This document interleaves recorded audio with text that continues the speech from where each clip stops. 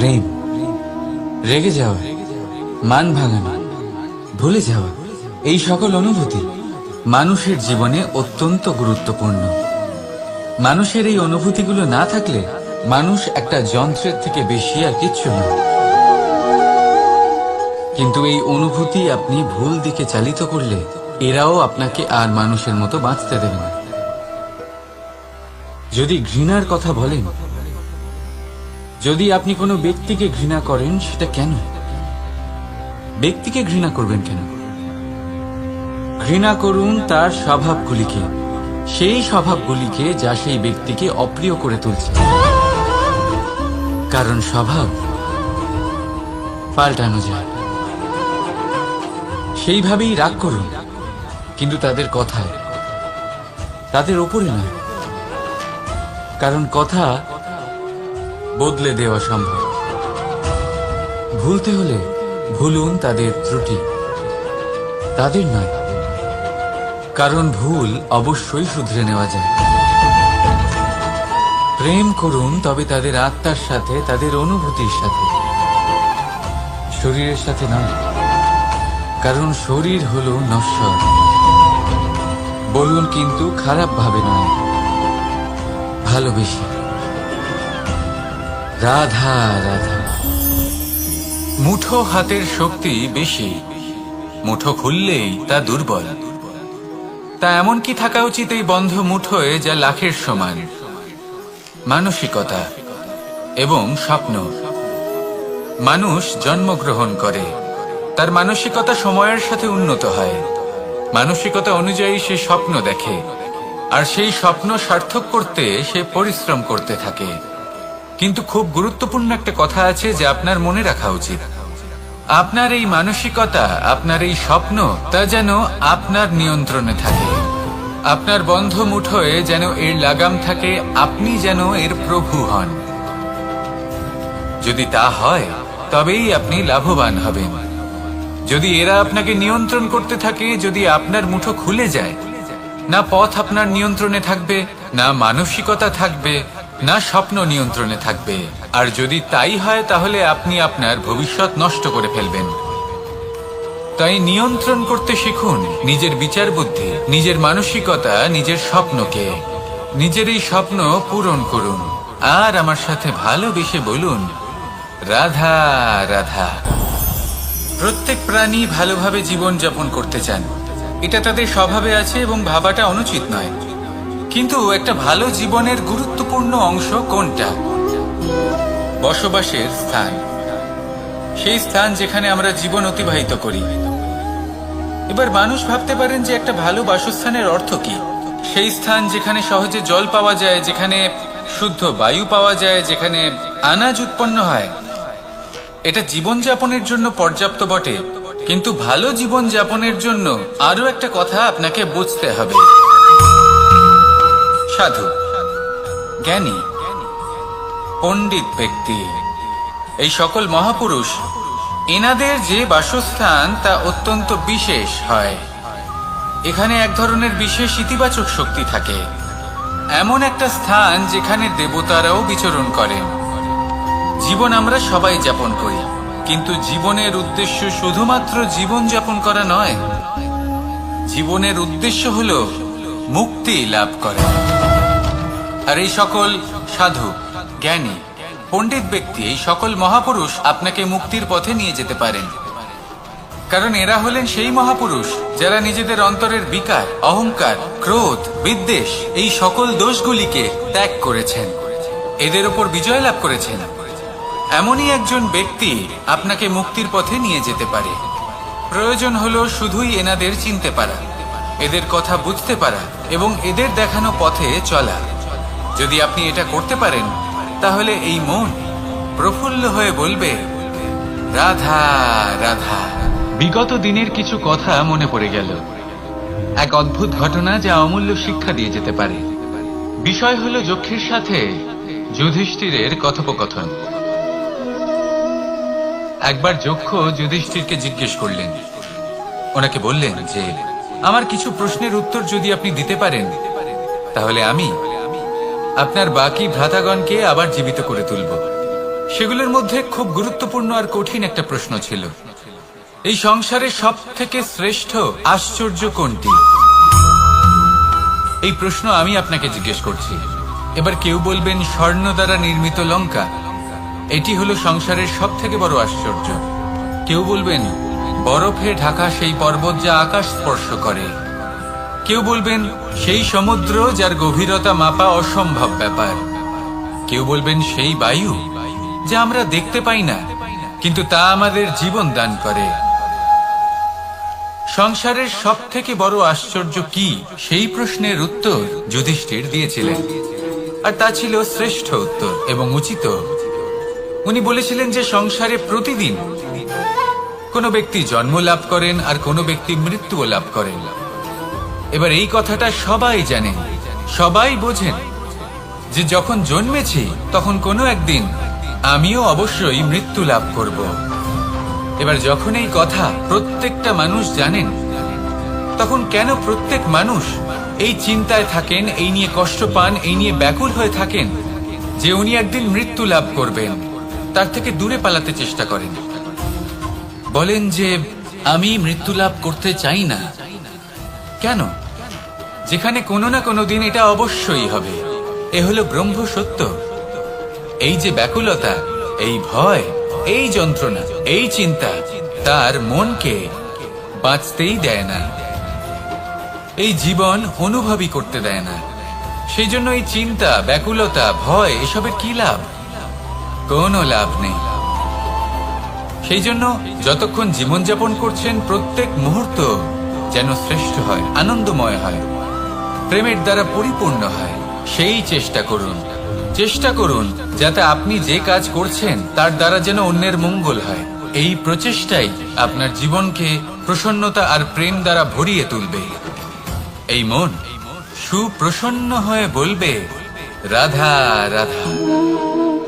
এই পুকুর দেখছেন আপনি?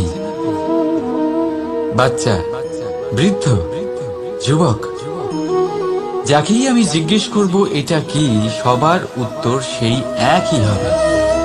উত্তর তখনই বদলাবে যখন প্রশ্ন এটা হবে যে আপনি এই পুকুরে কি করতে চান।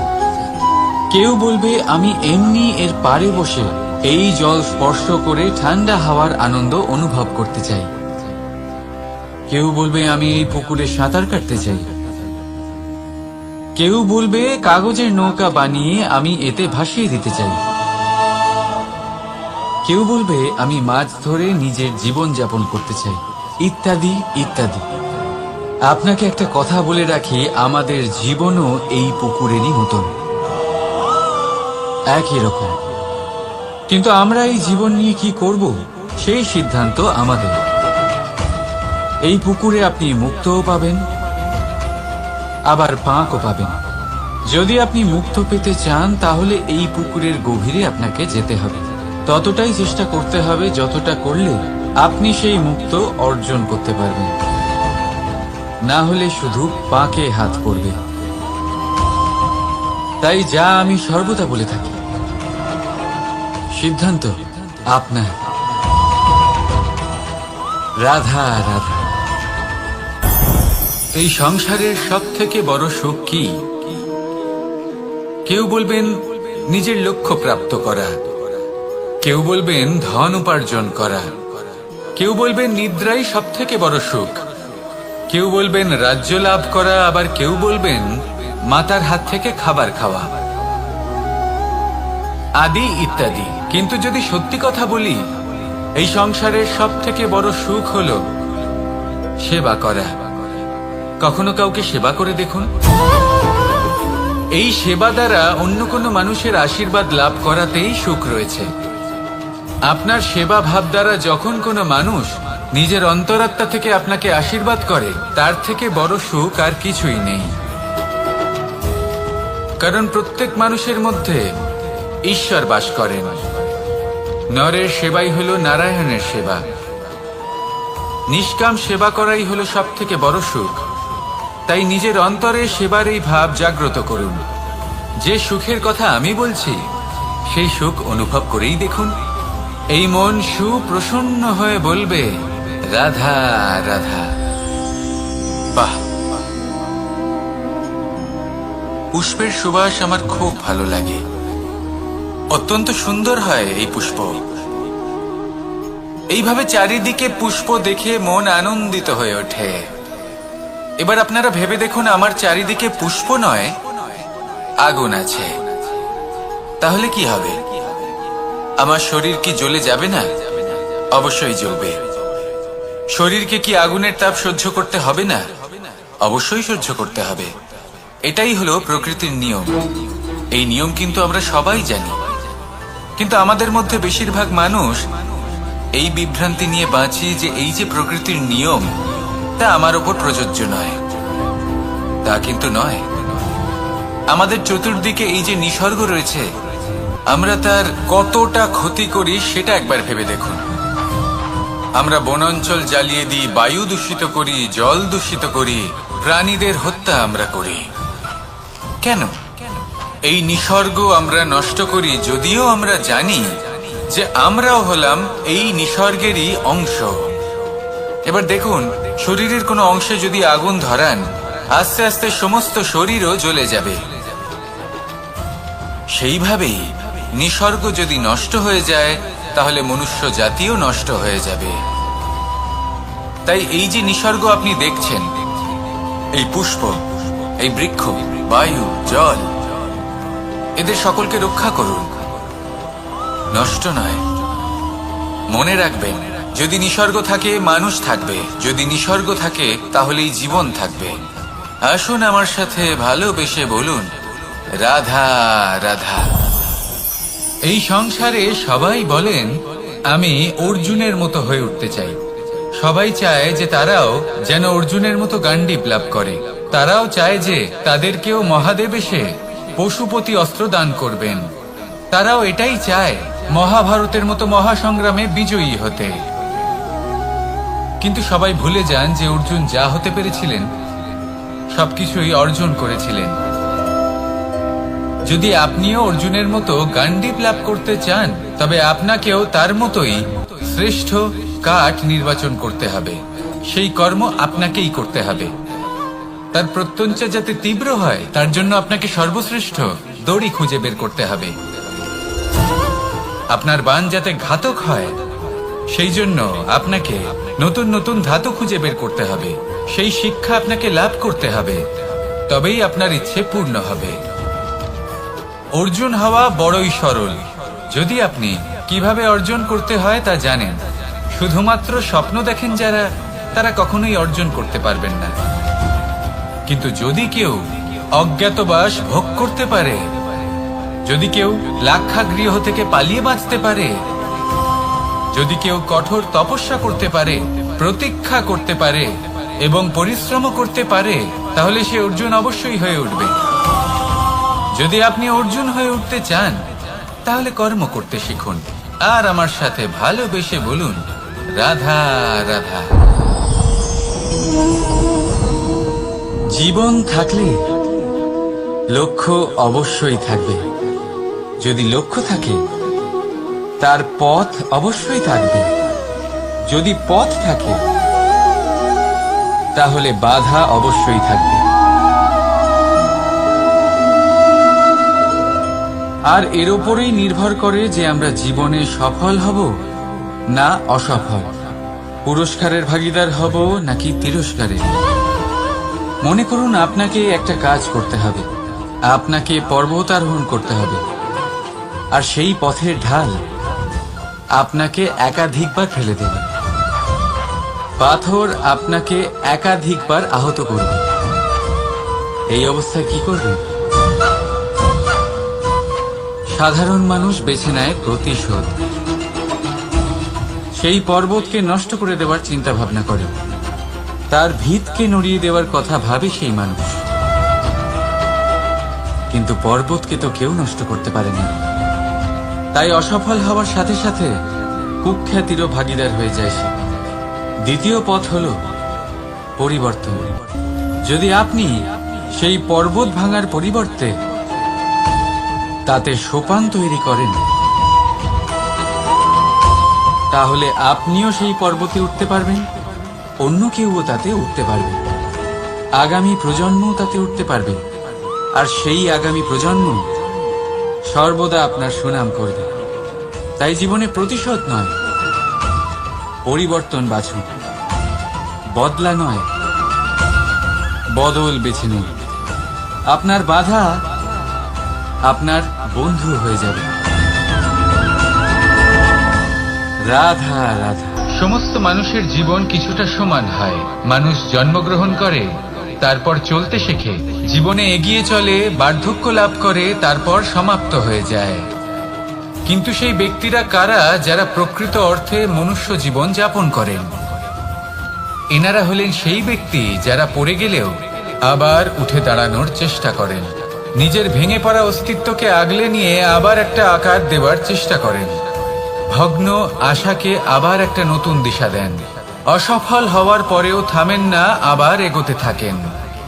অসফল হওয়ার পরে যদি আপনি থেমে যান তাহলে সাফল্য আপনার সামনে অপেক্ষা করে, কিন্তু আপনি তা দেখতে পান না। তাই জীবনের সংঘর্ষে অংশগ্রহণ করতে শিখুন। জীবনের সংঘর্ষ থেকে পালাবেন না। আসুন আমার সাথে ভালোবেসে বলুন, রাধা রাধা। একবার একটা শেয়াল বনে বিচরণ করছিল। ও একটা ছোট্ট শাবক দেখতে পেল। ও ভাবলো, আজ একেই আমি খাবার হিসেবে গ্রহণ করব। আশেপাশে দেখলো কেউ দেখছে না, তো কেউ ছিল না। আর সেই শাবকের ওপর আক্রমণ করলো, যা হলো একটা ঘোর অপরাধ। বনের নিয়ম অনুসারে আপনি কখনোই শাবকের উপর আক্রমণ করতে পারেন না। তারপর এই খবরটা যখন রাজা সিংহ জানতে পারলেন, সভার আয়োজন করলেন। কিন্তু সেখানে শেয়াল বলল, আমি তো এরকম কিছু করিনি। কিন্তু যদি আপনি এরকম বলেন, কোনো প্রমাণ দিন, এর কোনো সাক্ষী আছে?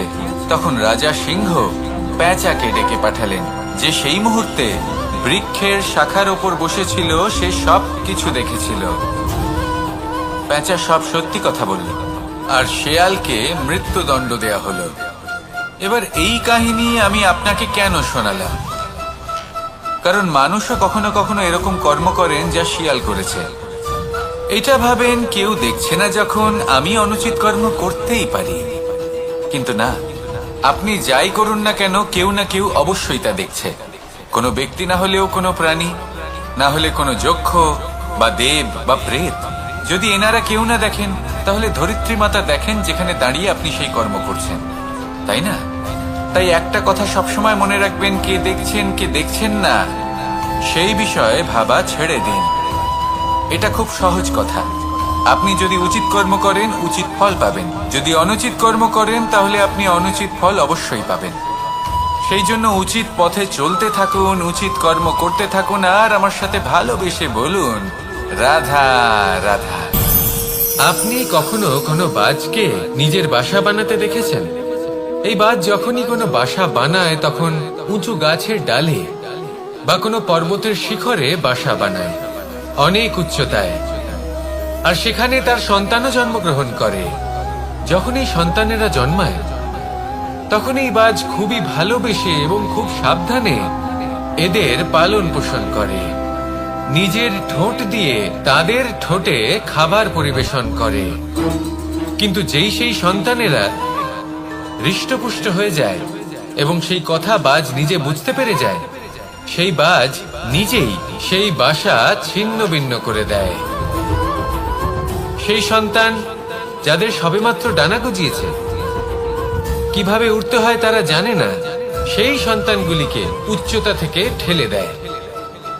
সেই সন্তান প্রথমে ভয়ভীত হয়ে যায়। তারা সামনে মৃত্যুকে দেখতে পেয়ে ভয়ের কারণে তাদের ডানা ঝাপটাতে থাকে। আর সেই প্রক্রিয়াতেই সেই সন্তানগুলি উড়তে শুরু করে দেয়। এবার এই ঘটনায় আমরা কি শিক্ষা পেতে পারি? এটাই, যদি আপনি মাতা পিতা হন, তাহলে নিজের সন্তানকে অবশ্যই স্নেহ করুন, কিন্তু তাদেরকে নিজের আঁচলের তলায় বেঁধে রাখবেন না। যদি আপনি চান আপনার সন্তান জীবনে উন্নতি করুক, তাহলে নিজের মুঠো থেকে তাদের স্বতন্ত্র করে দিন। এই সংসারে সংঘর্ষ করতে দিন। সেই সন্তান নিজেই বুঝতে পারবে যে জন্মের সময় পাওয়া ডানা কি করে ব্যবহার করতে হয়। আর আপনার চোখের সামনে আপনার সন্তান এই আকাশে উড়তে থাকবে। তাহলে আসুন আমার সাথে ভালোবেসে বলুন, রাধা রাধা। সংসারে সবচেয়ে পবিত্র মানা হয় গঙ্গা জলকে। কখনো ভেবে দেখেছেন কেন?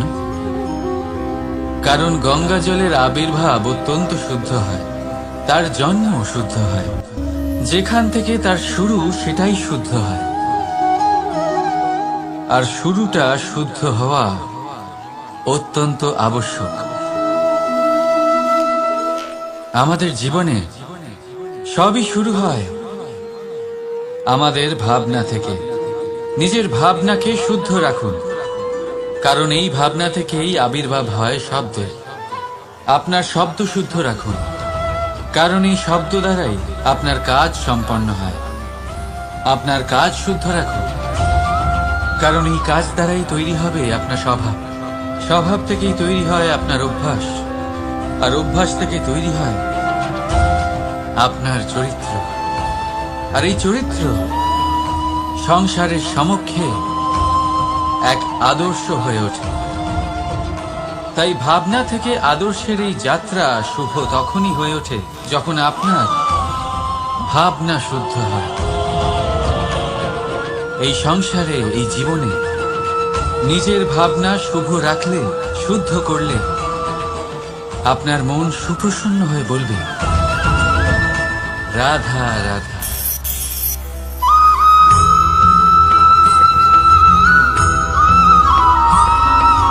বসন্ত ঋতু, এই সময় মন আনন্দে ভরে থাকে। এমন মনে হয় যেন আমরা আকাশে বিচরণ করতে চলে যাই, কিন্তু সেটা তো সম্ভব নয়। সেই জন্য হয়তো আমরা ঘুড়ি ওড়াই, এই ঘুড়িকে নিজেদের প্রতিরূপ মনে করে। এবার অনেক মানুষ আছেন যারা ঘুড়ি ওড়ান, কিন্তু এই কর্মের সারমর্ম কি সেটা কজন বুঝতে পারেন? আপনি এটা মনে করুন যে আপনি হলেন সেই ঘুড়ি, আর এই সুতো যিনি ধরে রয়েছেন তিনি হলেন পরমাত্মা। আর এই সুতো যেখান থেকে শুরু হয় সেই লাটাই হলো আমাদের কর্মচক্র। এবার আপনি নিজেই অনুমান করুন যে এই উড়ান কার ওপর নির্ভরশীল? পরমাত্মার ওপর আর আপনার কর্মের ওপর। যদি পরমাত্মা আপনার হাত ধরে থাকেন, আপনার সাথে থাকেন, যদি আপনি শুভ কর্ম করতে থাকেন, আপনি এই আকাশে উড়তে থাকবেন। কিন্তু কোথাও কোথাও যদি পরমাত্মার সাথে এই বন্ধন ছিন্ন হয়, আপনার কর্মচক্র খারাপ হয়ে যায় বা থেমে যায়, তাহলে আপনার এই ঘুড়ি কেটে যাবে আর দূরে কোনো গাছের ডালে গিয়ে আটকে যাবে। তাই শুধুমাত্র ঘুড়ি ওড়াবেন না, তার থেকে শিখুন, পরমাত্মার সাহচর্যে থাকুন, সবসময় শুভ কর্ম করতে থাকুন, আর সবসময় এই আকাশে উড়তে থাকুন। আসুন আর আমার সাথে ভালোবেসে বলুন, রাধা।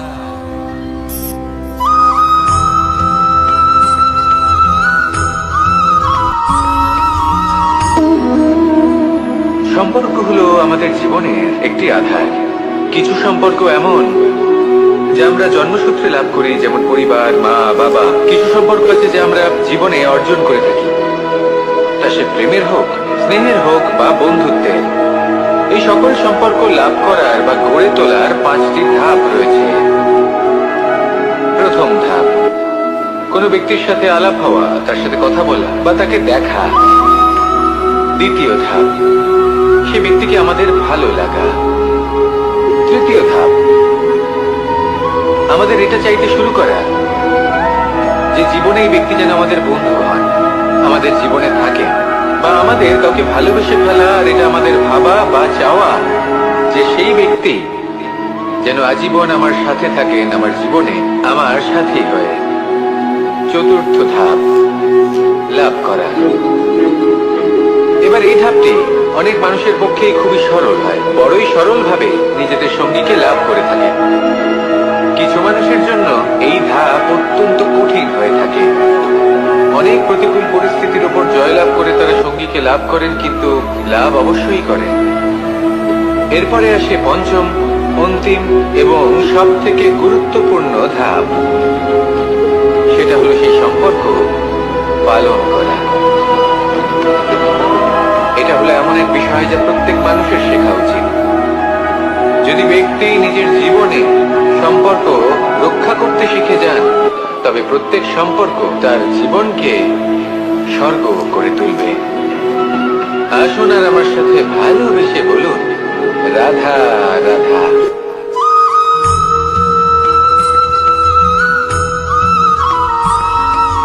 জীবনে যখন কোনো ব্যক্তি নিজের লক্ষ্য প্রাপ্তির জন্য নিরন্তর পরিশ্রম করতে থাকেন, চেষ্টা করতে থাকেন, তখন তিনি কষ্ট অনুভব করেন, কখনো শারীরিক কষ্ট, কখনো মানসিক কষ্ট। এবার উনি এটা ভাবতে থাকেন যে আমি কি উচিত করছি নাকি অনুচিত করছি। কারণ অন্যদিকে এমন একজন ব্যক্তিও আছেন যিনি একদমই পরিশ্রম চেষ্টা করছেন না। তিনি মদিরা পান করেন, বিলাসিতায় জীবন কাটান, অলস প্রকৃতির হয়ে ওঠেন, নিদ্রাতে বিলীন হয়ে থাকেন আর ভাবেন যে তিনি সুখ লাভ করছেন। কিন্তু এরকম কেন হয়? কারণ যখন আমরা সৎ পথে থাকি, উচিত পথে চলি, লক্ষ্য প্রাপ্ত করার জন্য চেষ্টা করতে থাকি, তখন আমাদের ভেতরে থাকা নেতিবাচক শক্তি এবং পাপ এই দেহকে ত্যাগ করে দেয়। আর এই অনুভূতিটাই আমাদের দুঃখের অনুভূতি দেয়, কষ্ট দেয়। এবার সেখানে যদি আমরা কুপথে চলি, অনুচিত পথে চলতে থাকি, তাহলে আমাদের ভেতরে থাকা পুণ্য এবং ধনাত্মক শক্তি আমাদের দেহ ত্যাগ করে দেয়। আর এই অনুভূতির কারণেই আমরা সুখ অনুভব করি। কিন্তু কখনো ভাববেন যে এই সুখ বেশি সময় পর্যন্ত থাকে না। সেই জন্য সবসময় মনে রাখবেন, যদি আপনি জানেন যে এটাই আপনার লক্ষ্য, এটাই উচিত পথ, শুভ পথ, তাতে নিরন্তরভাবে এগিয়ে যেতে চেষ্টা করতে থাকুন। এই কষ্ট আপনাকে সুখের পরাকাষ্ঠায় কখন পৌঁছে দেবে তা আপনি জানতেই পারবেন না। আসুন আমার সাথে ভালোবেসে বলুন, রাধা রাধা।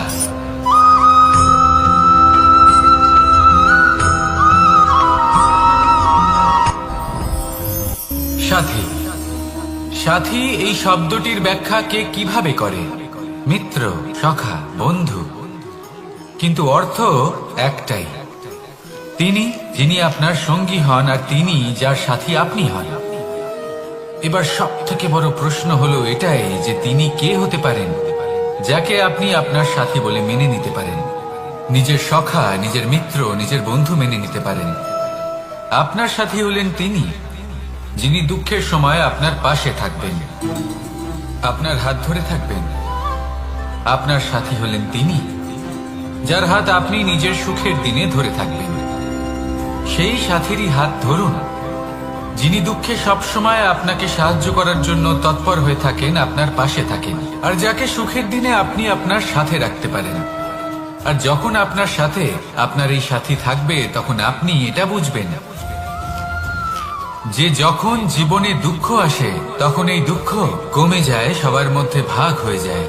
আর যদি তখন সুখ আসে, তাহলে সেটা সবার উপস্থিতিতে আরো বেড়ে যায়। এটাই হলো প্রেম, এটাই হলো ভালোবাসা, এটাই হলো সঙ্গ।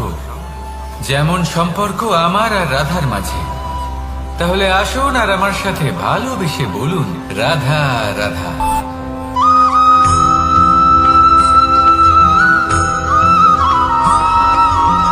এই সংসারে প্রত্যেক মানুষ এটাই চান যে তিনি যেন ধনবান হন, আর্থিক অবস্থা তার ভালো থাকে, ওনার বাড়িতে লক্ষ্মীর আগমন হয়। কিন্তু সেটা হবে কি করে, সেটাই হলো প্রশ্ন। কেউ বলেন যে যদি পরিশ্রম করো তাহলে ধন অর্জন সম্ভব, কেউ বলেন যে যদি বিদ্যা লাভ হয় তবেই ধন অর্জন সম্ভব, কেউ বলেন যে যদি বলশালী হও তবেই সম্পন্ন থাকবে। ভালো কথা, যদি তাই হয়ে থাকে, তবে দিনমজুর সারা দিন পরিশ্রম করেন, তিনি কেন ধনী হন না?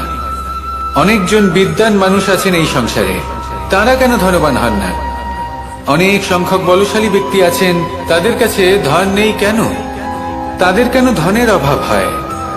আবার এমনও কিছু মানুষ আছেন যারা পরিশ্রম করেন, তারা দিনমজুর, কিন্তু তারা ধন অর্জন করতে পারেন। কিছু বিদ্বান ব্যক্তি আছেন যাদের কাছে অধিক মাত্রায় ধন রয়েছে, কয়েকজন বলশালী ব্যক্তি রয়েছেন যাদের কাছে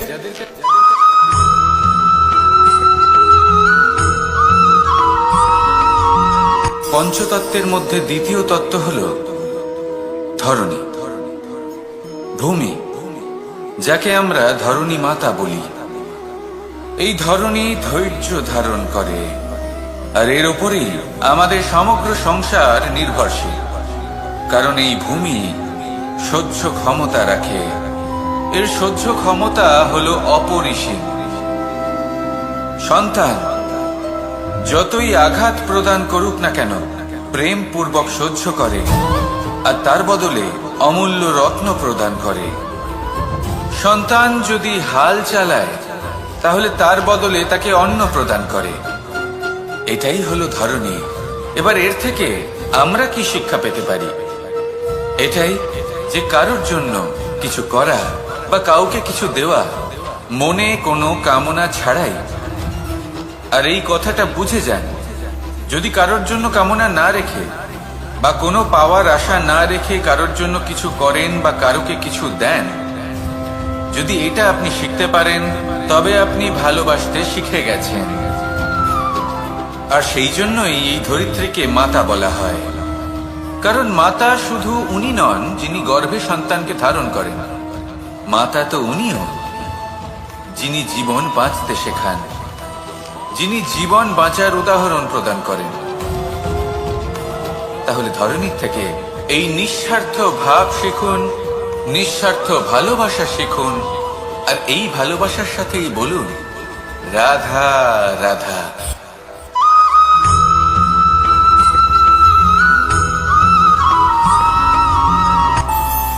আমাদের মনে যখন কোনো প্রশ্ন ওঠে, কোনো দ্বন্দ্ব জাগে, তখন আমরা যাই আমাদের গুরুর কাছে, আমাদের আরাধ্যের কাছে গিয়ে জিজ্ঞেস করি। এইভাবেই একদিন আমি পৌঁছলাম আমার আরাধ্যের কাছে, আমার মহাদেবের কাছে, আর ওনাকে প্রশ্ন করলাম যে মহাদেব, জীবনে আনন্দ পাওয়ার, উৎসব পালনের, প্রেম ভাগ করে নেবার, জীবনকে উপভোগ করে নেওয়ার সর্বশ্রেষ্ঠ সময় কোনটা? মহাদেব হাসলেন আর উনি বললেন, জীবনে উৎসব পালনের সব থেকে শ্রেষ্ঠ দিন হলো মৃত্যুর ঠিক আগের দিনটা। প্রেম ভাগ করে নেওয়ার সব থেকে শ্রেষ্ঠ মুহূর্ত হলো মৃত্যুর ঠিক আগের মুহূর্ত। জীবনকে উপভোগ করে নেওয়ার সর্বশ্রেষ্ঠ প্রহর হলো মৃত্যুর এক প্রহর পূর্বে। তখন আমি চমকে গেলাম। আমি বললাম, কিন্তু মহাদেব, মৃত্যু তো অনিশ্চিত, আমরা জানিও না কবে আমাদের মৃত্যু হবে। মহাদেব আবার হাসলেন। উনি বললেন যে যদি আমরা এভাবে জীবন কাটাই যে আমরা জীবনের প্রত্যেক দিন, প্রত্যেক মুহূর্ত, প্রত্যেক প্রহর শেষ বলে মনে করি, তাহলে আমাদের সমস্ত জীবন আনন্দের সাথেই অতিবাহিত হবে। কি বলেন?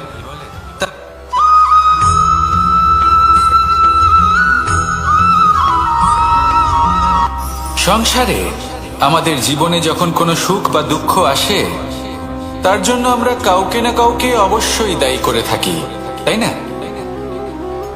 এই ব্যক্তি আমাদের সাথে এরকম কাজ করেছেন, তাই আমার সাথে এমন হলো। ওই ব্যক্তি যদি এমনটা না করতেন তাহলে আজ আমি ওই স্থানে পৌঁছতে পারতাম। সবই আপনার দৃষ্টিভঙ্গির ওপর নির্ভরশীল, আর যদি আপনার দৃষ্টিভঙ্গি এমন হয় তাহলে তা অনুচিত। সত্যি কথা বলতে এই সংসারে ভিন্ন ভিন্ন ধরনের মানুষ আছে। এটা আপনার উপর নির্ভর করছে কিভাবে তাদের স্বাগত জানাবেন। একবার ভাবুন, আমি আমার দুটো হাত সামনে নিয়ে এলাম, দুটো মুঠো খুলে দিলাম। দুই প্রকারের মানুষ আসবেন, কিছু না কিছু দিয়ে যাবেন। এই মুঠো যদি আমি বন্ধ করে দিই তাহলে না কেউ আমাকে কিছু দিতে পারবে, না আমার কিছু যাবে আসবে। নিশ্চয়ই বুঝতে পারছেন এই দুই ধরনের ব্যক্তি কারা এবং তারা কি দিয়ে যান। আমি যদি নিজের মুঠো খুলে দিই তাহলে কিছু ভালো মানুষ আসবেন, আমাকে আনন্দ, সন্তুষ্টি, জ্ঞান প্রদান করে যাবেন, ভালো অভিজ্ঞতা দিয়ে যাবেন। কোনো খারাপ ব্যক্তি যদি আসেন তাহলে তিনিও খারাপ অভিজ্ঞতা দেবেন, যার থেকে আমি শিক্ষা লাভ করব। এই সব কিছু আমি লাভ করতে পারি। মুঠো যদি বন্ধ করে রাখি তাহলে আমি কিছুই পাবো না। দেখুন, এই সংসারে প্রত্যেকের জীবনে এইরকম, প্রত্যেকের জীবনে সবকিছুই আছে, ভালো খারাপ দুই মানুষই আছে, ভালো অভিজ্ঞতা আছে, খারাপ অভিজ্ঞতা আছে। নির্ভর করছে আপনার উপর যে আপনি কি করবেন, এনাদের স্বাগত কিভাবে জানাবেন, কার থেকে কি বুঝবেন, কি শিখতে পারবেন, আর কোন দৃষ্টিভঙ্গি নিয়ে অগ্রসর হবেন। এটাই নির্ধারণ করবে যে আপনার জীবন কেমন হবে। আসুন আমার সাথে ভালোবেসে বলুন, রাধা রাধা।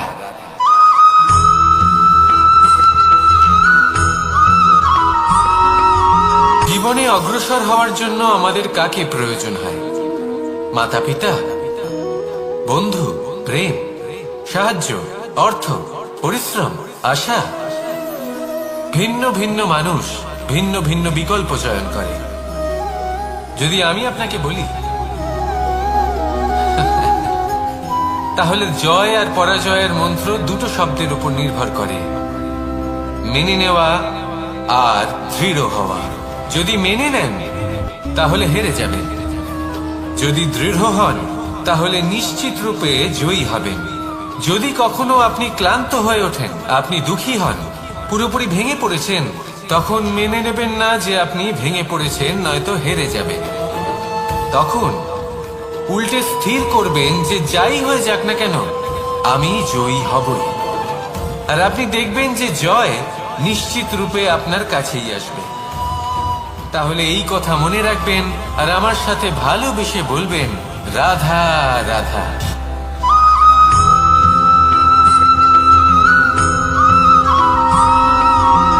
ভালো, শুধু ওনাদের কঠোর ব্যবহার দেখলে আমরা একটু ভয় পেয়ে যাই। এবার ওনাদের এই কঠোর ব্যবহার আমাদের ভালো না লাগলেও অত্যন্ত আবশ্যক, কারণ মাতার থেকে আমরা যে শক্তি লাভ করি তা যেন নিয়ন্ত্রণ হারিয়ে বিধ্বংসী না হয়ে ওঠে। আমরা যেন কোনো কুপথে না চলে যাই, আমরা কখনো যেন দোষ না করে ফেলি। শুধু সেই জন্য পিতা এবং গুরু একটু কঠোর হয়ে ওঠেন, এবং ওনাদের এই কঠোর আচরণ ভবিষ্যতে গিয়ে আমরা অবশ্যই বুঝতে পারি। জীবনে কিছু বছর আমরা এগিয়ে যাই আর তারপর আমরা বুঝতে পারি যে বাবা এবং গুরু আমাদের যথেষ্ট ভালোবাসতেন, কিন্তু ওনাদের ভালোবাসার বহিঃপ্রকাশ আলাদা। প্রয়োজনীয় হলো এটা দেখার, এটা বোঝার যে শুরু থেকে আমাদের প্রতি ওনাদের আচরণ কেমন ছিল। ওনাদের কঠোর হওয়ার পেছনে ওনাদের ভালোবাসাটা বোঝার চেষ্টা করুন, ওনাদের চিন্তাটা বোঝার চেষ্টা করুন, ওনাদের পথপ্রদর্শনের আড়ালে আপনার ভবিষ্যতের জন্য যে পরিকল্পনা ওনারা করেছেন সেটা বোঝার চেষ্টা করুন। তখন আপনারা বুঝতে পারবেন ওনাদের ভালোবাসাকে। আপনার মনের মধ্যে আপনা থেকেই ওনাদের প্রতি সম্মান জেগে উঠবে। নিজের পিতা এবং নিজের গুরু এই দুজনের প্রতি কৃতজ্ঞতা প্রকাশ করুন আর আমার সাথে ভালোবেসে বলুন, রাধা রাধা।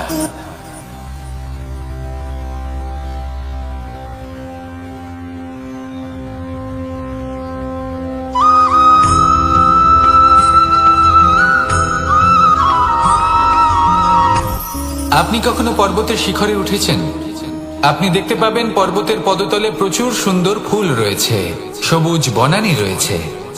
যত আপনি ওপরে উঠতে থাকবেন তত ফুল কমতে থাকবে, সবুজ বনানী কমতে থাকবে। আরো কিছুটা ওপরে উঠলে কাঁটা জাতীয় গাছ দেখতে পাবেন, শুকনো গাছ দেখতে পাবেন। আরো যদি ওপরে ওঠেন তাহলে পাষাণ দেখতে পাবেন। আরো উপরে উঠলে হিমখণ্ড দেখতে পাবেন। এই যে পর্বত, তা মনুষ্য জীবনের সব থেকে উত্তম উদাহরণ। মানুষ যখন সাফল্যের শিখরে পৌঁছতে চান, মহানুভবতার শিখরে পৌঁছতে চান, পথে যত আস্তে আস্তে উপরে উঠতে থাকেন ততই ভৌতিক বস্তু তার থেকে বিচ্ছিন্ন হতে থাকে। যদি তিনি সেই ভৌতিক বস্তুগুলি ত্যাগ না করতে পারেন তাহলে কখনোই সেই স্থানে পৌঁছতে পারবেন না। আর মানুষ যদি উচিত ত্যাগ করতে পারেন, পথে অগ্রসর হতে থাকেন, এগোতে থাকেন, তাহলে একদিন না একদিন তিনি মহানুভবতার, জ্ঞানের, সাফল্যের হিমের স্বাদ অবশ্যই লাভ করবেন। মনে রাখবেন, মানব জীবনে ত্যাগ হলো অত্যন্ত গুরুত্বপূর্ণ অংশ। আসুন আমার সাথে ভালোবেসে বলুন, রাধা রাধা।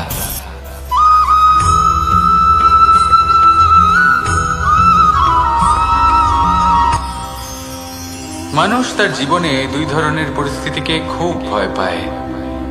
এক, কোনো কারণবশত কারোর সামনে নত হওয়া। দুই, কোনো কারণে নিজের চরিত্র থেকে, নিজের মূল্যবোধ থেকে বিচ্যুত হওয়া। এবার কেন হয় এরকম যে কথায় কথায় কারোর সামনে নত হতে হয়? কেন বারংবার নিজের চরিত্র থেকে চ্যুত হতে হয়? এরকম কেন হয়? এটা তখনই হয় যখন আমাদের শিক্ষা এবং মূল্যবোধের অভাব থাকে। যদি মানুষের মধ্যে প্রকৃত শিক্ষা থাকে তাহলে এই সংসারে কোনো সময় এবং কারোর সামনেই নত হওয়ার কোনো প্রয়োজন নেই। যদি মানুষের মধ্যে মূল্যবোধ থাকে তাহলে তাকে নিজের মূল্যবোধ বা চরিত্র থেকে বিচ্যুত হতে হয় না, তা সে যাই হয়ে যাক না কেন। কোনো বালককে যদি জন্ম থেকেই সুশিক্ষার অধিকারী করা হয়, শিক্ষিত করা হয়, মূল্যবোধের অধিকারী করা হয়, তবে সে এই সংসারে এমন কর্ম করবে যাতে সে নিজেকে, নিজের পরিবারকে, সমগ্র সমাজকে গর্বিত করতে পারে। শিক্ষা লাভ করুন, মূল্যবোধ লাভ করুন এবং আমার সাথে ভালোবেসে বলুন, রাধা রাধা।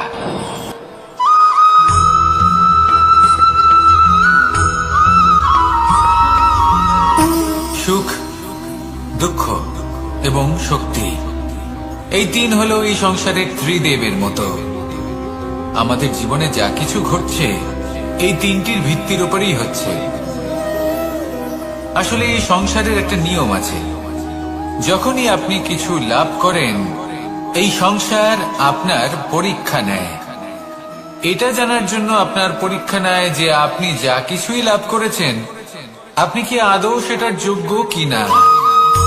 ঠিক সেইভাবেই এই সুখ, দুঃখ এবং শক্তি আপনার পরীক্ষা নিয়ে থাকে। যখন সুখ আসে তখন সে আপনার পরীক্ষা নেয় যে আপনার মধ্যে অহংবোধ জাগ্রত হয়নি তো। যদি অহংবোধ চলে আসে তাহলে সুখ সেখানেই সঙ্গ ত্যাগ করে। দুঃখ আপনার ধৈর্যের পরীক্ষা নিতে থাকে, আর যদি আপনার মধ্যে ধৈর্য না থাকে তাহলে এটা আপনাকে আরো বেশি দুঃখের গভীর অন্ধকারে ঠেলে দেবে। সেখানে শক্তি পরীক্ষা নেয় আপনার বিনম্রতার। যদি আপনি বিনম্র না হন তাহলে হয় এই শক্তি আপনার সঙ্গ ত্যাগ করবে, নয় এই শক্তি বিনম্রতার অভাবে আপনার পতনের কারণ হতে পারে। এই সংসারে যে কোনো ব্যক্তি যিনি এই পরীক্ষায় উত্তীর্ণ হয়ে থাকেন এই জীবনে তিনি সাফল্য লাভ করেন। আসুন আমার সাথে ভালোবেসে বলুন, রাধা রাধা।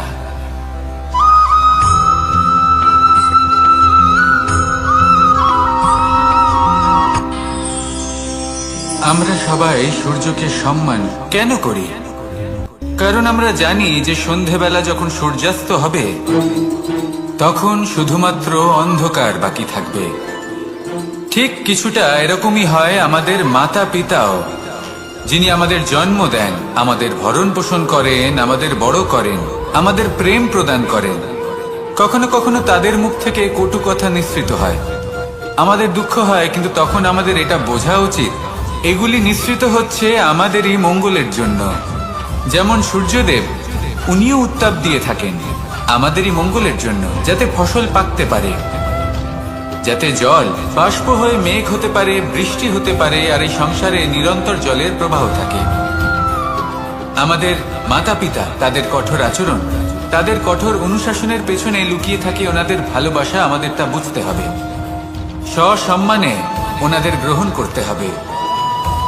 কারণ ঠিক সূর্যাস্তের পরে যেমন চতুর্দিক অন্ধকারচ্ছন্ন হয়ে যায়, তেমনি আমাদের জীবন থেকে যখন আমাদের মাতা পিতা চলে যায় তখন আমাদের জীবনেও শুধু এবং শুধুমাত্র অন্ধকারই ছেয়ে থাকে।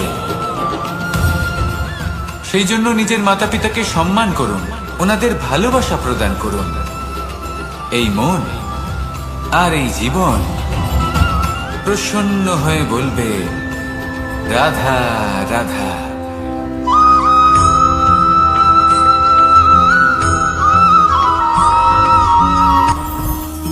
জীবনে কিছু শেখা অত্যন্ত গুরুত্বপূর্ণ। এবার কি কি শিখতে হবে সেই সব শেখানোর জন্য অনেক শিক্ষক রয়েছেন, কিন্তু কি শিখবেন না আর কি করবেন না এটা আমাদের নিজের অভিজ্ঞতা দিয়ে শিখতে হয়। কিন্তু তার মানে এটা নয় যে যদি আপনাকে শিখতে হয় যে আগুনের তাপ কতটা, আপনাকে আগুনের মধ্যে হাত দিতে হবে। না, অন্য কারোর অভিজ্ঞতা দ্বারাও শিখতে পারেন। প্রশ্ন শুধুমাত্র একটাই যে আপনি কি শিখতে চান নাকি চান না। যদি আপনি এটাই ভাবেন যে আমি শুধুই নিজের অভিজ্ঞতা দ্বারাই শিখতে চাই, তাহলে জীবনকাল ছোট মনে হবে, অনেক কিছুই শিখতে পারবেন না। তাই নিজের সাথে সাথে বড়দের অভিজ্ঞতার দ্বারাও শেখা শুরু করে দিন। এই সংসারের অভিজ্ঞতা দ্বারা শিখতে শুরু করে দিন। আর এটা নিশ্চিত রূপে শেখা আবশ্যক যে কখন কি করবেন না, কোথায় থামতে হবে আর কোথায় থামবেন না। তাহলে আসুন আর আমার সাথে ভালোবেসে বলুন, রাধা রাধা।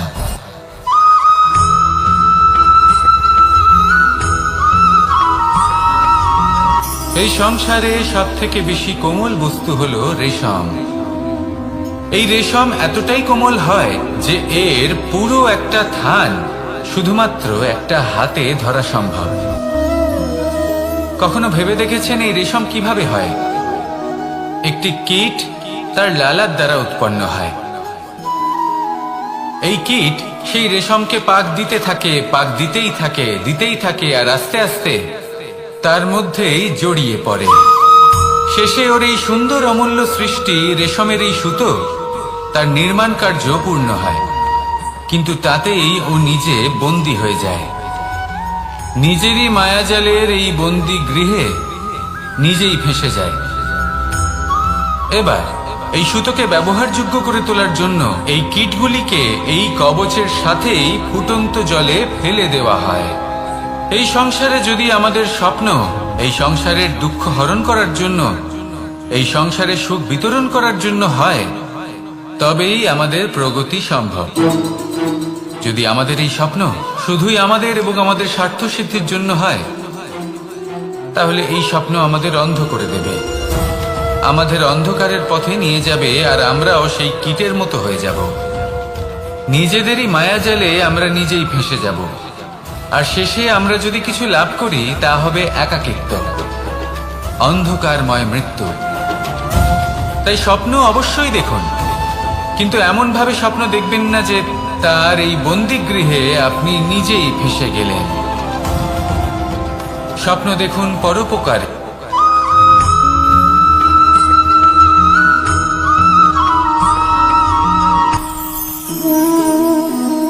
শক্তি এক অত্যন্ত বিচিত্র বস্তু, বা বলতে পারেন অনুভূতি। পিতা সবসময় চান যেন তিনি তার শক্তি পুত্রকে। আসুন আপনাকে সহজে বোঝাই। যদি আপনি সুপাত্র হন আর আপনাকে শক্তি দেওয়া হয়, তাহলে আপনি সেই শক্তির গুরুত্ব বুঝবেন, কোথায় সেই শক্তি প্রয়োগ করা উচিত সেটা বুঝবেন। আর এটা যেহেতু অর্জন করা শক্তি হবে, সেই শক্তির অপব্যবহার হবে না। কিন্তু যদি এই আপনি কুপাত্র হন আর যদি আপনাকে এই শক্তি দেওয়া হয়, তাহলে কি হবে? দেখতে গেলে এই শক্তি আপনি দান হিসেবে পেয়েছেন, তাই না আপনি এই শক্তির গুরুত্ব বুঝবেন আর না এর প্রয়োগ আপনি জানবেন। তার অপব্যবহার হওয়া সুনিশ্চিত। তাই যদি আপনি কোনো শক্তি অর্জন করতে চান, তাহলে আগে তার যোগ্য হয়ে উঠুন, পুত্র নয় পাত্র হয়ে উঠুন। আর আমার সাথে ভালোবেসে বলুন, রাধা রাধা।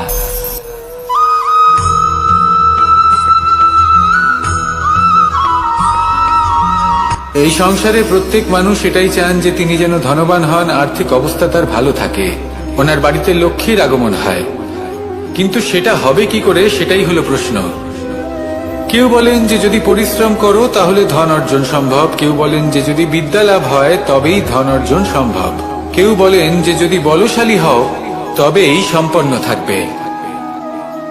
ভালো কথা, যদি তাই হয়ে থাকে, তবে দিনমজুর সারা দিন পরিশ্রম করেন, তিনি কেন ধনী হন না?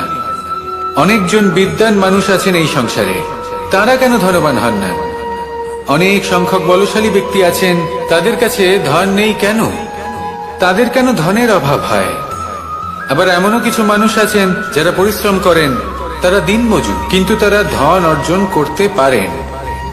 কিছু বিদ্বান ব্যক্তি আছেন যাদের কাছে অধিক মাত্রায় ধন রয়েছে। কয়েকজন বলশালী ব্যক্তি রয়েছেন যাদের কাছে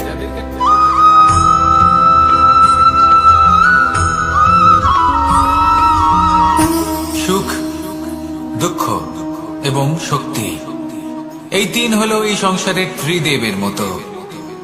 আমাদের জীবনে যা কিছু ঘটছে এই তিনটির ভিত্তির উপরেই হচ্ছে। আসলে এই সংসারের একটা নিয়ম আছে, যখনই আপনি কিছু লাভ করেন এই সংসার আপনার পরীক্ষা নেয়। এটা জানার জন্য আপনার পরীক্ষা নেয় যে আপনি যা কিছুই লাভ করেছেন আপনি কি আদৌ সেটার যোগ্য কিনা।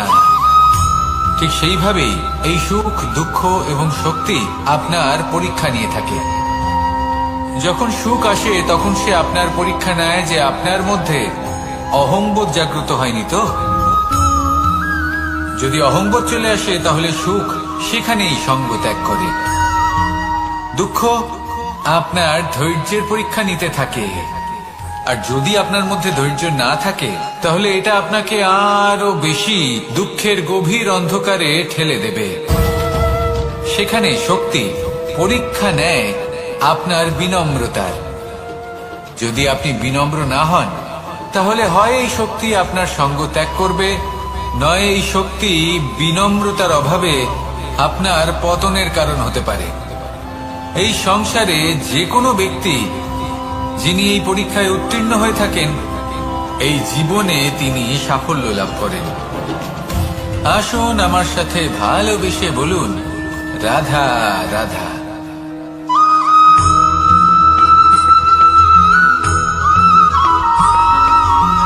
পঞ্চতত্ত্বের মধ্যে দ্বিতীয় তত্ত্ব হল ধরণী, ভূমি, যাকে আমরা ধরণী মাতা বলি। এই ধরণী ধৈর্য ধারণ করে, আর এর উপরেই আমাদের সমগ্র সংসার নির্ভরশীল। কারণ এই ভূমি সহ্য ক্ষমতা রাখে, এর সহ্য ক্ষমতা হল অপরিসীম। সন্তান যতই আঘাত প্রদান করুক না কেন প্রেম পূর্বক সহ্য করে, আর তার বদলে অমূল্য রত্ন প্রদান করে। সন্তান যদি হাল চালায় তাহলে তার বদলে তাকে অন্ন প্রদান করে। এটাই হলো ধরণী। এবার এর থেকে আমরা কি শিক্ষা পেতে পারি? এটাই যে কারোর জন্য কিছু করা বা কাউকে কিছু দেওয়া মনে কোনো কামনা ছাড়াই। আর এই কথাটা বুঝে যান, যদি কারোর জন্য কামনা না রেখে বা কোনো পাওয়ার আশা না রেখে কারোর জন্য কিছু করেন বা কারোকে কিছু দেন, যদি এটা আপনি শিখতে পারেন তবে আপনি ভালোবাসতে শিখে গেছেন। আর সেই জন্যই এই ধরিত্রীকে মাতা বলা হয়। কারণ মাতা শুধু উনি নন যিনি গর্ভে সন্তানকে ধারণ করেন, মাতা তো উনিও যিনি জীবন বাঁচতে শেখান, যিনি জীবন বাঁচার উদাহরণ প্রদান করেন। তাহলে ধরণীর থেকে এই নিঃস্বার্থ ভাব শিখুন, নিঃস্বার্থ ভালোবাসা শিখুন, আর এই ভালোবাসার সাথেই বলুন, রাধা রাধা।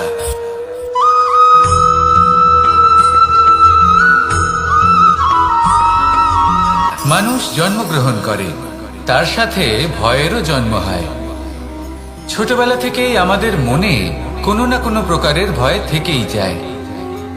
কেউ এই বিষয়ে ভয় পায় যে তার কোনো বস্তু তার থেকে দূরে চলে যাবে, কেউ এই বিষয়ে ভয় পায় যে আমি নিজেকে হারিয়ে ফেলব, কেউ এই ভেবে ভয় পায় যে আমার প্রিয়জনেরা তারা যেন আমার থেকে দূরে না চলে যায়, কেউ এই ভেবে ভয় পায় যে আমরা যেন পথ না হারিয়ে ফেলি, আদি ইত্যাদি। কিন্তু সত্যি কথা বলতে ভেবে দেখুন এই ভয় বাস্তবে কি? শুধুই একটা মনস্থিতি, আর কিছুই নয়। যা কিছু আপনি জীবনে পেয়েছেন তা একদিন আপনাকে হারাতে হবে। এই জীবন হলো আপনারই, কিন্তু তাও একদিন সমাপ্ত হবে। তাই ভয় পেয়ে কি লাভ? এই ভয় শুধু আপনাকে জীবন যাপন করা থেকে বাধা দিচ্ছে, আর কিচ্ছু নয়। পথ হারিয়ে ফেললেই বুঝতে পারবেন যে নতুন পথ কিভাবে বানাতে হয়। কিছু মানুষকে জীবন থেকে হারালে তবেই আপনি বুঝবেন যে আপনার আপনজনকে। এই ভয়ের কারণে ভীত হয়ে থাকবেন না। এই তারা নক্ষত্র অন্ধকারের অভাবে গুরুত্ব হারায়। শিবকেও মহাদেব হবার জন্য বিষ পান করতে হয়েছিল। প্রত্যেক পরিস্থিতি, প্রত্যেক সাফল্য আপনার পরীক্ষা নেবে, তাতে উত্তীর্ণ হওয়া হলো আপনার কর্ম। যখনই আপনি ভয় পাবেন বা সংকটের সম্মুখীন হবেন তখন সাহসের সাথে তার সম্মুখীন হন। মনে রাখবেন, যে সম্মুখীন হতে জানে সাফল্য তার সাথে সবসময় থাকে। আসুন আর আমার সাথে ভালোবেসে বলুন, রাধা রাধা।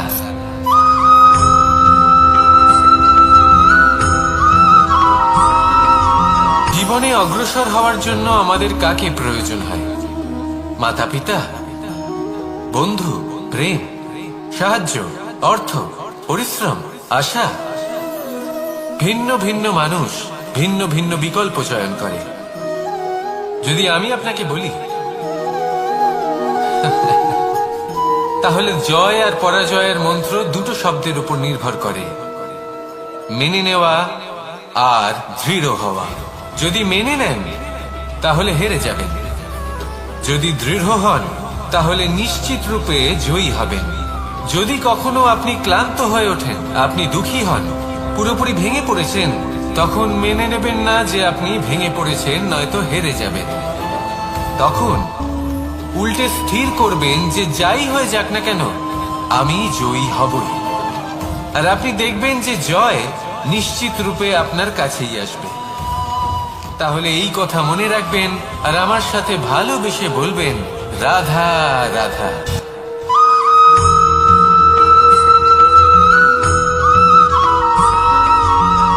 এই সংসারে কোনো বস্তু হোক বা ব্যক্তি হোক, তার একার গুরুত্ব কিন্তু খুব বেশি নয়। একটা উদাহরণ হিসেবে বৃষ্টির ফোঁটাকে ভেবে দেখুন। যদি একটি বৃষ্টির ফোঁটা হয় তাহলে তার খুব বেশি গুরুত্ব থাকে না, কিন্তু যখন সহস্র বৃষ্টির ফোঁটা মেঘের মধ্যে দিয়ে ঝরে পড়ে, তখন সেটা বর্ষার রূপ ধারণ করে। সেই বর্ষা যা এই প্রকৃতিকে শান্ত করে। সেইভাবেই পাথরের ছোট টুকরো, তার খুব বেশি গুরুত্ব থাকে না, কিন্তু যখন অসংখ্য পাথরের টুকরো একত্রিত হয় তখন তা পর্বতের আকার ধারণ করে। সেইভাবেই কিছু মানুষ যখন একত্রিত হন তখন তৈরি হয় পরিবার, কিছু পরিবার যখন একত্রিত হয় তখন তৈরি হয় সমাজ, যখন অনেক সংখ্যক সমাজ একত্রিত হয় তখন তৈরি হয় রাজ্য। এবার এই রাজ্যের সব থেকে গুরুত্বপূর্ণ ব্যক্তি হতে পারেন রাজা, কিন্তু তাও সেই রাজা একা কিছু করতে পারেন না। যুদ্ধ লড়ার সময় তারও নিজের সৈন্যদলকে প্রয়োজন পড়ে। কিন্তু এই সংসারে এমন একজন ব্যক্তি আছেন যিনি একাই সব কাজ করতে থাকেন, এবং সেই ব্যক্তি হলেন মা। আমাদের জীবনে একজন পিতার ভূমিকা কিন্তু নিঃসন্দেহে অমূল্য, কিন্তু আমাদের সকলের জীবনে যে ভূমিকা একজন মায়ের তা অন্য কারোর থাকে না। একজন মা একাই সন্তানকে বড় করতে পারেন, সংস্কারী করে তুলতে পারেন, তার জন্য পরিশ্রম করেন। আর এত কিছু কাজ করার পরেও তার কাজের জন্য তিনি প্রশংসা অবশ্য পান না। উল্টে যদি সেই সন্তান অনুচিত পথে চালিত হয়, অনুচিত কর্ম করে, তখন সেই মাকেই অপবাদের পাত্র হয়ে উঠতে হয়। আমাদের জীবনে মায়ের যোগদান কতটা সেটা বুঝুন। আপনাকে বড় করে তোলার জন্য উনি কতটা পরিশ্রম করেছেন সেটা বুঝুন। আজ থেকে, এখন থেকে, এই মুহূর্ত থেকে মাকে সম্মান করতে শিখুন। যখন সময় পাবেন, যখন সুযোগ হবে, তখন তার প্রশংসা করুন, ওনারও ভালো লাগবে। আর মায়ের এই মমতার জন্য, তার এই ভূমিকার জন্য আসুন সবাই মিলে আমরা তাকে প্রণাম করি, আর সকলে মিলে ভালোবেসে বলি, রাধা রাধা।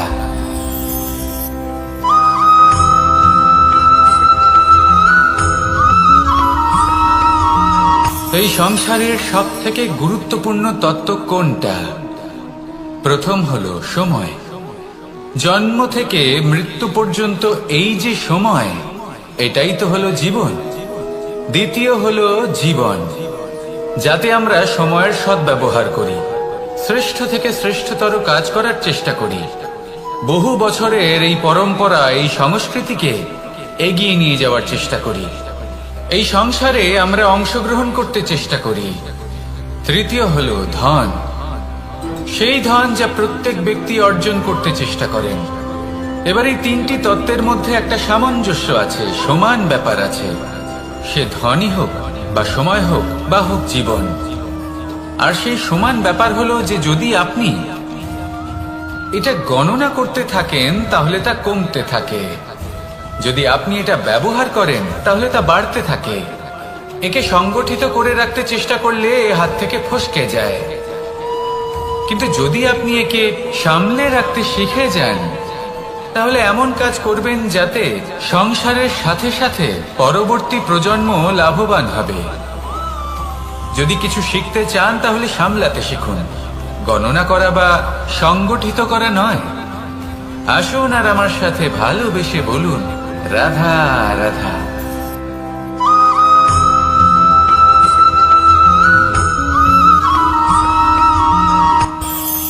এই সংসারে আমরা প্রকাশ কোথা থেকে পাই? এর উত্তর বড়ই সরল। ভোরে যখন সূর্যোদয় হয় তখন প্রকাশের কিরণ আমাদের ঘরে এসে পৌঁছয়। এইভাবেই আমরা প্রকাশ লাভ করি। এবার এই প্রকাশের আলোতেই আমরা সারাদিনের কাজ সম্পন্ন করি। সন্ধে হয়ে যায়, সূর্যাস্ত হয়ে যায়, আর আমাদের ঘর যাতে অন্ধকার না হয় তার জন্য আমরা একটা প্রদীপ প্রজ্বলিত করি। এটাই ঘটে আমাদের জীবনেও। এবার প্রবাহমান আয়ুর সাথে আমরা আমাদের অন্তরে যদি একটা প্রদীপ প্রজ্বলিত করে নিই তাহলে বিষয়টাই অন্যরকম হবে। এবার আপনি বলবেন কোন প্রকাশের কথা বলছি যা আমাদের অন্তরে জাগ্রত করা সম্ভব? আমাদের আত্মার মাঝে প্রেমের প্রকাশ জাগ্রত করার কথা বলছি, কারণ আমাদের এই জীবন এও হলো দিনের আলোর মতো। আজ প্রকাশ আছে, কিন্তু কোনোদিন অবশ্যই অস্ত হবে।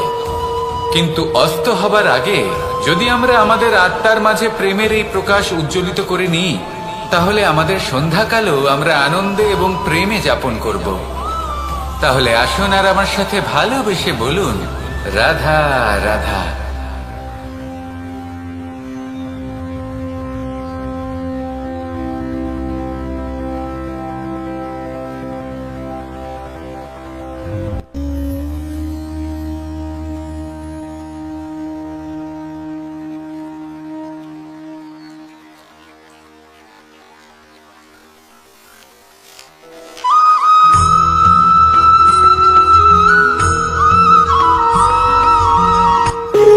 যখন মানুষের মৃত্যু হয় তখন কি হয়? অনেক সংখ্যক মানুষ শোক পালন করতে চলে আসেন। যে ব্যক্তি মৃত্যু লাভ করেছেন তার অনেক বস্তু থাকে যেগুলো তার প্রিয়, যেগুলো তিনি ব্যবহার করেছেন। তার শয্যা, তার বস্ত্র, তার আভূষণ সবকিছু তার থেকে বিচ্ছিন্ন করা হয় এবং খালি হাতে তাকে শ্মশানের উদ্দেশ্যে রওনা করা হয়। আমি আপনাকে এই প্রশ্ন করতে চাই, আপনি এই সংসারে কি অর্জন করেছেন?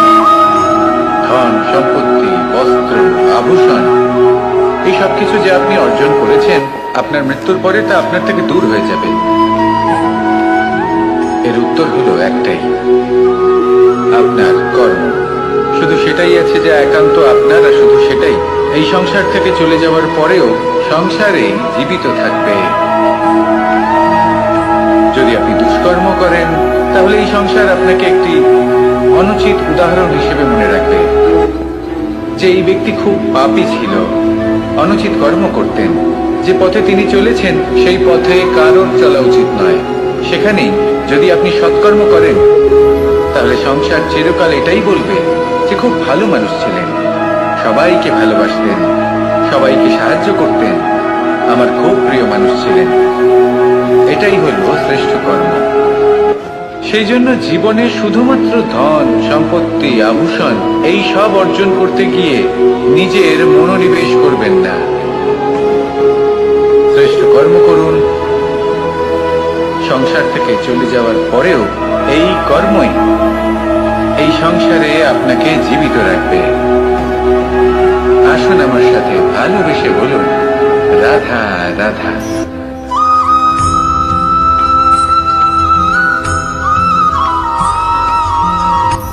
এই সংসারে সাফল্য লাভ করার জন্য জ্ঞানের প্রয়োজন হয়, পরিশ্রমের প্রয়োজন হয়, দৃঢ় নিষ্ঠার প্রয়োজন হয়, নিরন্তর চেষ্টা করা প্রয়োজনীয়। কিন্তু আরো কিছু আছে যা অত্যন্ত প্রয়োজনীয় এবং গুরুত্বপূর্ণ। তা হলো ভালো বন্ধু। তাদের থাকা অত্যন্ত প্রয়োজনীয়। যদি ভালো বন্ধু থাকে তাহলে সময় এলে তারা ঢাল হয়ে আপনাকে সুরক্ষা করবেন। সময় এলে অস্ত্রের মতো শত্রুকে সংহারও করবেন। যদি তিনি জ্ঞানী হন, তাদের মধ্যে সদ্গুণ থাকে, তাহলে এই সব গুণ আপনার মধ্যেও প্রবেশ করবে। তাহলে সাফল্যের জন্য ভালো বন্ধু পাওয়া অত্যন্ত প্রয়োজনীয়। কিন্তু শুধু বন্ধু কেন, ভালো শত্রুও থাকা প্রয়োজনীয়। এবার আপনি ভাববেন, আমি কি বললাম? যদি আপনার জীবনেও ভালো অর্থাৎ শক্তিশালী শত্রু থাকে, তাহলে আপনিও শক্তিশালী হতে থাকবেন। এই শত্রু আপনাকে প্রেরিত করবে আরো বেশি শক্তিশালী হয়ে ওঠার। কখনো কোনো হরিণকে দেখুন, তীব্র গতিতে দৌড়তে থাকে। কেন তীব্র গতিতে দৌড়য়? এই কারণে নয় যে কোথাও তার জন্য মধুর ঘাস অপেক্ষা করে রয়েছে, না। সে এই কারণে তীব্র গতিতে দৌড়য় কারণ সেটা না করলে তার পেছনে একটি সিংহ আছে যে ওকে নিজের ভোজন করে ফেলবে। তাই জীবনে বিপদ, সংকট, এই সবকিছুও হলো অত্যন্ত গুরুত্বপূর্ণ।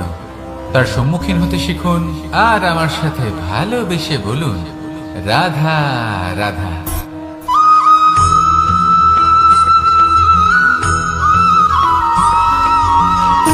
সুখ, দুঃখ এবং শক্তি, এই তিন হলো এই সংসারের ত্রিদেবের মতো।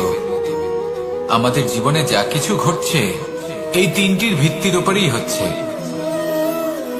আসলে এই সংসারের একটা নিয়ম আছে, যখনই আপনি কিছু লাভ করেন, এই সংসার আপনার পরীক্ষা নেয়।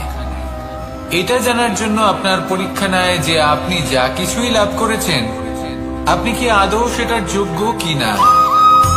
ঠিক সেইভাবেই এই সুখ, দুঃখ এবং শক্তি আপনার পরীক্ষা নিয়ে থাকে। যখন সুখ আসে তখন সে আপনার পরীক্ষা নেয় যে আপনার মধ্যে অহংবোধ জাগ্রত হয়নি তো। যদি অহংবোধ চলে আসে তাহলে সুখ সেখানেই সঙ্গ ত্যাগ করে। দুঃখ আপনার ধৈর্যের পরীক্ষা নিতে থাকে, আর যদি আপনার মধ্যে ধৈর্য না থাকে তাহলে এটা আপনাকে আরো বেশি দুঃখের গভীর অন্ধকারে ঠেলে দেবে। সেখানে শক্তি পরীক্ষা নেয় আপনার বিনম্রতার। যদি আপনি বিনম্র না হন তাহলে হয় এই শক্তি আপনার সঙ্গ ত্যাগ করবে, নয় এই শক্তি বিনম্রতার অভাবে আপনার পতনের কারণ হতে পারে। এই সংসারে যে কোনো ব্যক্তি যিনি এই পরীক্ষায় উত্তীর্ণ হয়ে থাকেন, এই জীবনে তিনি সাফল্য লাভ করেন। আসুন আমার সাথে ভালোবেসে বলুন, রাধা রাধা।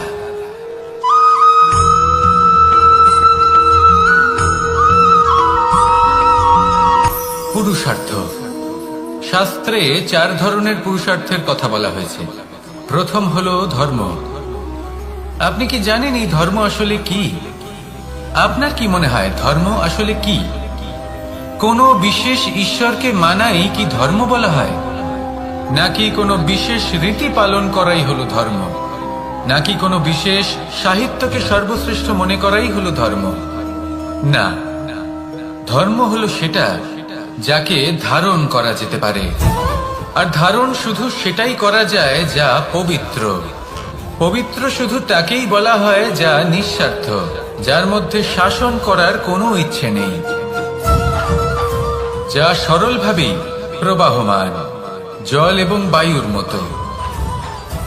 যখন কোনো ব্যক্তি ধর্মকে ধারণ করেন এবং সেই ধর্ম সেই ব্যক্তিকে রক্ষা করে, তখন তাকে ধর্ম বলা হয়।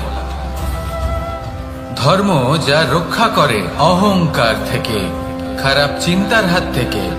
সেই জন্য পুরুষার্থ গড়ে তোলার আগে, ধর্ম পালন করার আগে ধর্মের প্রকৃত অর্থ কি সেটা বুঝে নিন। এটা জেনে রাখুন যে সমস্ত ধর্মের আধার, সমস্ত ধর্মের ভিত শুধুমাত্র ভালোবাসা। আসুন আর এই ভালোবাসার সাথেই বলুন, রাধা রাধা।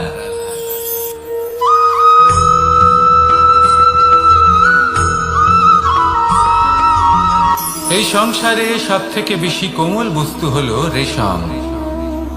এই রেশম এতটাই কোমল হয় যে এর পুরো একটা থান শুধুমাত্র একটা হাতে ধরা সম্ভব। কখনো ভেবে দেখেছেন এই রেশম কিভাবে হয়?